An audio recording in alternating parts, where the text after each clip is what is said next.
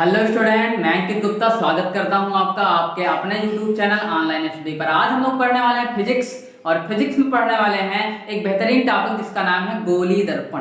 क्या? गोली दर्पण। देखो, गोली दर्पण भी हम लोग जानेंगे और गोली दर्पण के प्रकार भी जानेंगे, क्योंकि गोली दर्पण दो प्रकार का होता है, जानते होंगे आप लोग। एक उत्तल दर्पण, दूसरा अवतल दर्पण।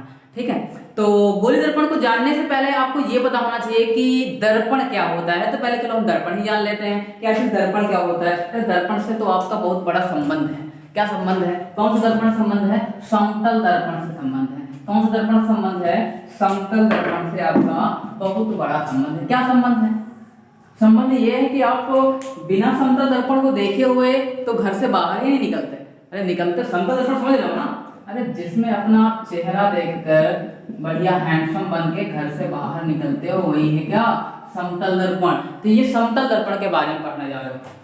तो पहले तो आपको मैंने कहा पता होना चाहिए दर्पण क्या है। तो दर्पण देखो बनाया कैसे जाता है। ये दर्पण बनाया क्या? समतल मतलब क्या हुआ? समतल मतलब जिसका पृष्ठ समतल, जिसका पृष्ठ समतल हो, ये समतल दर्पण है। अगर इसका पृष्ठ गोली होता, ऐसे गोली होता, वक्राकार होता, तो हम कहते क्या कि ये गोली दर्पण है। ठीक है, तो ये समतल दर्पण पढ़ रहे हो। समतल दर्पण को बनाया कैसे जाता है? एक कांच का पृष्ठ होता है, कांच का तल होता है, जो पहले तो पारदर्शी होता है। ठीक है, और बाद में उसमें क्या किया जाता है? चांदी, किसकी? चांदी, या फिर आप लोग जानते होंगे पारा।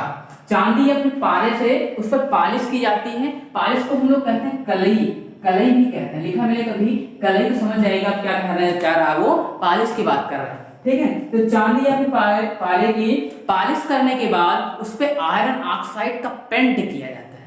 ठीक है, जिसके द्वारा फिर हमारा दर्पण तैयार होता है और उसमें हम अपना बढ़िया सुंदर सा चेहरा देखते हैं। ठीक है, तो ये दर्पण होगा। तो ये समतल दर्पण था। अगर गोली दर्पण की बात करें तो गोली दर्पण में हमें एक गोली पृष्ठ लेना पड़ेगा। ये समतल पृष्ठ था तो समतल दर्पण बना। अगर गोली पृष्ठ होगा तो गोली दर्पण बनेगा। तो गोली पृष्ठ कैसे? अरे गोली पृष्ठ का मतलब एक खोखला गोला ले लो आप। क्या ले लो? खोखला गोला। किसका? कांच का। किसका लेना है? कांच का। तो ये खोखला गोला ले लो। ये हो गया खोखला गोला। अब इस खोखले गोले को क्या करें? क्या है ये खोखला गोला, खोखला गोला। ठीक है, खोखला गोला। किसका गोला है? किसका गोला है? ये यहां लिख देते हैं ब्रैकेट में। किसका गोला है? कांच का। ठीक है, कांच का एक खोखला गोला ले लिया। अब अगर खोखले गोले को हम यहां से काट दें, यहां से अगर काट दें, अगर यहां से काट देंगे तो हमें कुछ ऐसा मिल जाए। ठीक है, दिखाई पड़ रहा होगा आपको। ये जो मिलेगा इसमें एक तरफ से हम अगर पॉलिश कर दें, इस तरह से जब हम बना दें तो आप समझ जाइए यहाँ पर पॉलिश कर दिया गया है।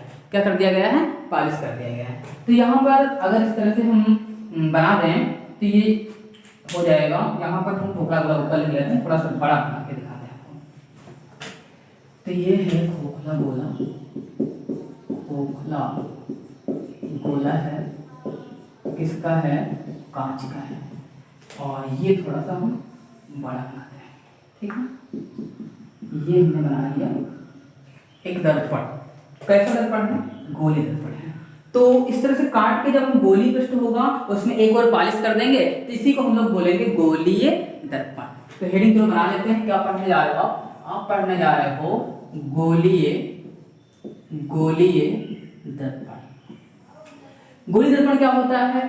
परिभाषा कैसे बताओगे आप इसकी? आप कहोगे गोली दर्पण किसी कांच के खोखले गोले के गोली पृष्ठ का भाग होता है। क्या कहोगे? गोलीय दर्पण लिख देते हैं यहां पर। गोलीय दर्पण किसी कांच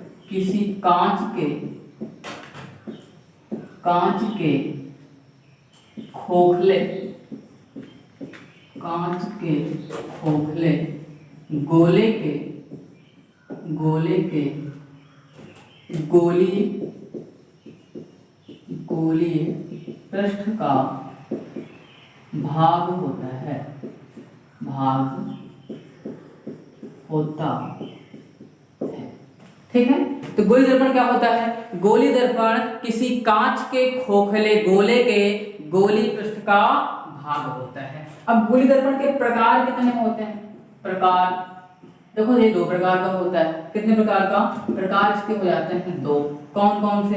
एक हो जाता है अवतल दर्पण, अवतल दर्पण, ठीक है, एक बन जाता है अवतल दर्पण और दूसरा हमारा बन जाता है क्या, दूसरा बन जाता है उत्तल दर्पण, उत्तल दर्पण, ठीक है, एक अवतल दर्पण और दूसरा उत्तल दर्पण। तो जानिए अवतल दर्पण कब होता है, उत्तल दर्पण कब होता है। देखो ये जो कांच का खोखला गोला था इसको मैंने काट के यहाँ निकाल लिया था और जो काट के निकाला था इसके एक और पॉलिश कर दिया था। ध्यान से देखो आप, पॉलिश जो मैंने किया है उभरे हुए तल पर किया है, तो जब पॉलिश उभरे हुए तल पर कर दिया है तो परावर्तक पृष्ठ जो है दबे हुए तल पर हो गया।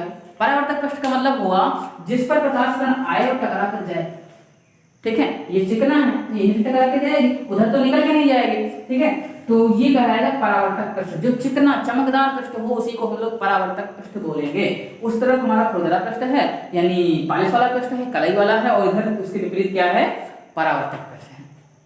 तो जब परावर्तक पृष्ठ दबे हुए तल पर हो तो उसको बोलेंगे अवतल दर्पण। क्या बोलेंगे, अवतल दर्पण। यहाँ लिख लेते हैं, यहाँ लिख दें अवतल, अवतल दर्पण, ठीक है, ये हमारा अवतल दर्पण। उत्तल दर्पण कैसे बनता है, उत्तल दर्पण के लिए ये मान लीजिए हम इधर से इसको काट लें ऐसे, ठीक है, तो जब काट के निकालें ऐसे तो हमें कुछ ऐसा मिलेगा और जो ऐसा मिलेगा इसमें हम इधर से पॉलिश कर दें, ठीक, जब इधर से पॉलिश कर दिए तो ये हमारा कहलाएगा, क्या कहलाएगा, उत्तल दर्पण, उत्तल दर्पण, ठीक है। इस तरह से आपने दो प्रकार के दर्पण पढ़े, कौन से, एक अवतल दर्पण, दूसरा उत्तल दर्पण। परिभाषा कैसे लिखोगे आप, अवतल दर्पण की परिभाषा लिख सकते हो, वह गोलीय दर्पण, वह गोलीय दर्पण, दर्पण जिसका, जिसका परावर्तक पृष्ठ, परावर्तक पृष्ठ क्या हो, दबे हुए तल पर हो, दबे हुए तल पर हो, उसे उसे अवतल दर्पण कहते हैं, अवतल दर्पण कहते हैं। तो अवतल दर्पण क्या हुआ, वह गोलीय दर्पण जिसका परावर्तक पृष्ठ दबे हुए तल पर होता है, दबे हुए तल पर हो, उसे अवतल दर्पण कहते हैं, ठीक है। तो ये हमारा अवतल दर्पण का एक फिगर हो गया और इसके नीचे आप बना सकते हो इसको, ठीक है। इसी तरह से उत्तल दर्पण क्या होता है, इसको भी पर समझ लेते हैं कि उत्तल दर्पण क्या होता है। देखो यहाँ लिख लेते हैं उत्तल और दर्पण। उत्तल दर्पण क्या होता है, इसकी परिभाषा कैसे डिफाइन करोगे आप कहोगे वह गोलीय दर्पण जिसका परावर्तक पृष्ठ उभरे हुए तल पर होता है, वह गोलीय दर्पण, गोलीय दर्पण जिसका, जिसका परावर्तक पृष्ठ, परावर्तक पृष्ठ उभरे हुए तल पर होता है, उभरे हुए तल पर होता है, उसे उत्तल, उत्तल दर्पण कहते हैं। तो उत्तल दर्पण क्या हो गया, वह गोलीय दर्पण जिसका परावर्तक पृष्ठ उभरे हुए तल पर होता है, उसे उत्तल दर्पण कहते हैं। तो ये हमारा उत्तल दर्पण का चित्र हो गया, इसको भी आप बना सकते हो। उत्तल दर्पण और अवतल दर्पण आशा करते हैं आप समझ गए। लेकिन ये बताओ, जैसे हमने वो अवतल दर्पण बना हुआ है, ये यहाँ बना रहता है ऐसे, ठीक है, और इसमें पॉलिश बाहर है, हम पॉलिश इसमें अंदर कर लें, तो इसको कौन दर्पण बोलोगे, इसके जैसा बना हुआ है लेकिन पॉलिश अंदर है, क्या बोलोगे। कुछ लोग तो कहेंगे ये अवतल दर्पण है, क्योंकि उनके दिमाग में ये इमेज बन चुकी है कि जब ऐसे बना रहेगा तो अवतल दर्पण और जब इस तरह से बना रहेगा तो उत्तल दर्पण। ऐसा नहीं है, देखो आपको उत्तल दर्पण और अवतल दर्पण को समझने के लिए उसकी परिभाषा पर ध्यान देना होगा। परिभाषा उसकी क्या करें, वह गोलीय दर्पण जिसका परावर्तक पृष्ठ दबे हुए तल पर, कहाँ हो, दबे हुए तल पर हो। देखो परावर्तक पृष्ठ का मतलब होता है जहां से प्रकाश कण टकरा के जाए, या फिर कह लो जो चिकना वाला पृष्ठ हो। तो चिकना वाला पृष्ठ तो इधर बाहर की ओर है, यानी उभरे हुए तल पर है, तो फिर अवतल दर्पण कैसा रह गया? ये तो उत्तल दर्पण हो गया। कौन सा दर्पण हो गया? उत्तल दर्पण हो गया। समझ रहे हो बात को? तो आपको ध्यान क्या देना है कि पालिश किधर है। पालिश यदि अंदर होगी, सॉरी पालिश अगर बाहर होगी तो आप कहोगे, पालिश को छोड़ो, आपको ध्यान देना परावर्तक पृष्ठ क्या हो। एक चीज ध्यान रखो बस, क्या? परावर्तक पृष्ठ किधर है।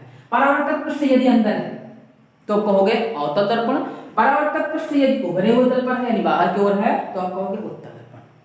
फिर भी कुछ बच्चे कहते हैं कि सर हम ये भूल जाते हैं। अभी तो सब कुछ समझ में आ गया, अभी आप समझा रहे हो, सारा कुछ समझ में आ रहा है, बाद में क्या होता है कि हम चीजों को भूल जाते हैं, फिर समझ में नहीं आता कौन सा उत्तल है कौन सा अवतल है, कंफ्यूज रहता है इसमें।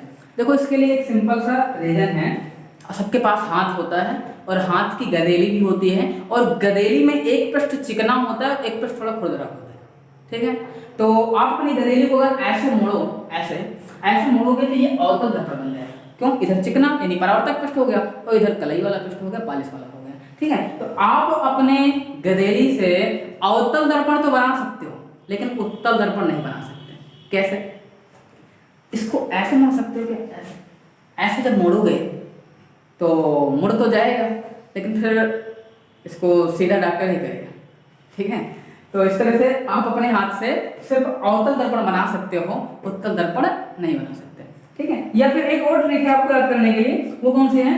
आप ऐसे याद रखो, अवतल में आ आता है। अवतल में क्या आता है? ये देखो आ आता है, तो जिसमें आ हो उसमें परावर्तक पृष्ठ अंदर की ओर, अवतल में आ आता है और अवतल वाले में परावर्तक पृष्ठ अंदर की ओर। उत्तल में ऊ आता है तो इसमें परावर्तक पृष्ठ उभरे हुए थे, इसमें परावर्तक पृष्ठ उभरा होगा और इसमें परावर्तक पृष्ठ अंदर होगा। अगर आप इतना याद रखोगे तो फिर आप कभी कंफ्यूज नहीं होगे और इसको भूलोगे नहीं। इस तरह से दिमाग में आपको फिगर नहीं बनाना है कि ऐसे बनाना है तो अवतल, ऐसे बनाना है तो उत्तल, ऐसा कुछ नहीं है। आपको ध्यान रखना है परावर्तक पृष्ठ यदि अंदर की ओर तो अवतल दर्पण, परावर्तक पृष्ठ यदि बाहर की ओर है, उभरे हुए तल पर है, तो उत्तल दर्पण होगा, ठीक है।